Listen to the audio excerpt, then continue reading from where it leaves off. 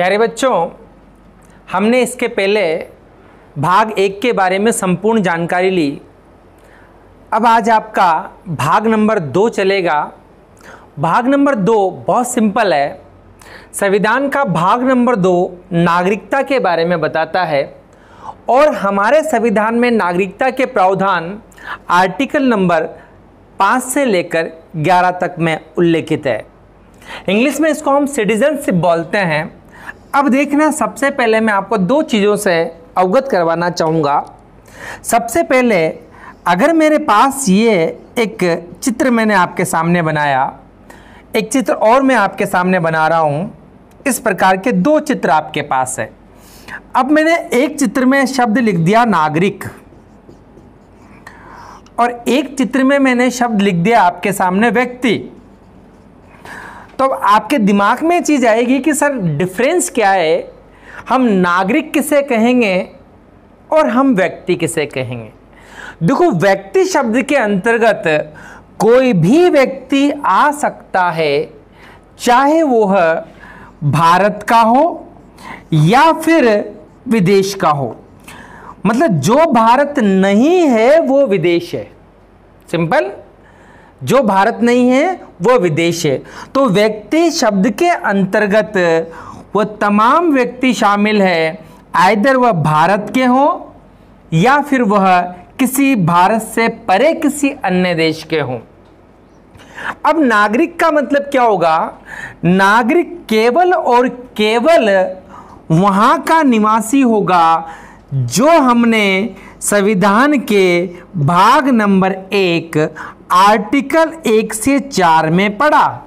अर्थात भाग 1 में जो हमने भारत की जानकारी ली, यदि कोई व्यक्ति उस स्थान पर निवास करता है तो ये माना जाएगा कि वह भारत का नागरिक है। क्या माना जाएगा? वह भारत का नागरिक है। तो आपको ये समझ में आया कि व्यक्ति किसे कहते हैं और नागरिक किसे कहते हैं।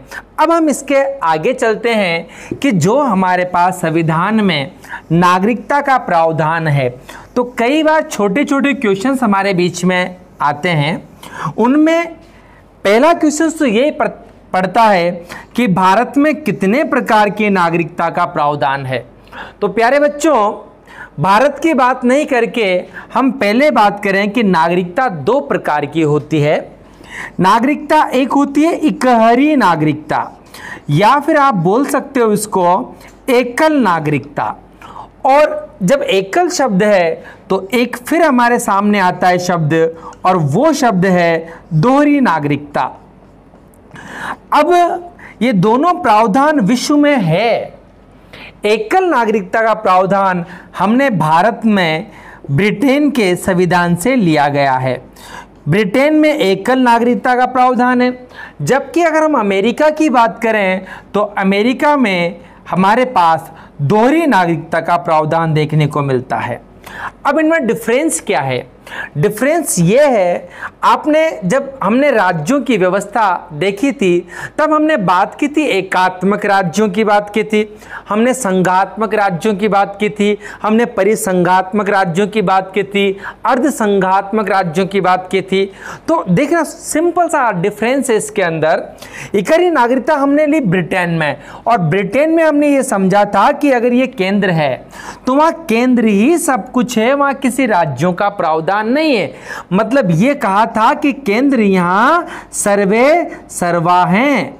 तो ध्यान देना, अधिकांश वह राज्य जहां केंद्र सर्वे सर्वा होता है वहां कौन सी नागरिकता देखने को मिलेगी?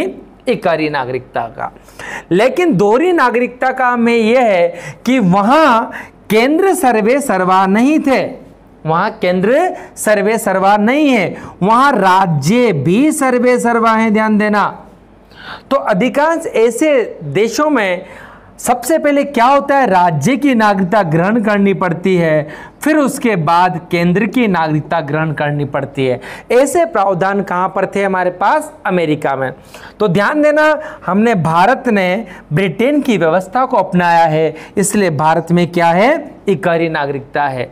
भारत में भी क्या है? इस केंद्र के अंदर राज्य दिए गए हैं। तो हमने पूरे संघ का नाम भारत रखा है, इसलिए हमारे भारत में कौन सी नागरिकता का प्रावधान है? एकल नागरिकता। लेकिन जम्मू कश्मीर के पहले हमारे पास एक बहुत बड़ा ये था, हम कोई भी चीज़, भारत के संविधान का कोई भी लॉ जब स्टार्ट करते थे तो उसमें एक शब्द लिखते थे, सिवाय जम्मू कश्मीर के। क्या लिखते थे हम? एक शब्द ऐड करते थे, सिवाय जम्मू कश्मीर के। मतलब हमारा कोई भी लॉ, हमारा कोई भी कानून कहाँ मान्य नहीं होता था? जम्मू कश्मीर में मान्य नहीं होता था। लेकिन ध्यान देना बच्चों, ये सबसे बड़ी चीज़ हमारे सामने आती है कि हमने शब्द का प्रयोग किया था सिवाय जम्मू कश्मीर के। तो जो जम्मू कश्मीर हमारे पास है वह वर्तमान में हमारे भारतीय संघ का हिस्सा बन चुका है।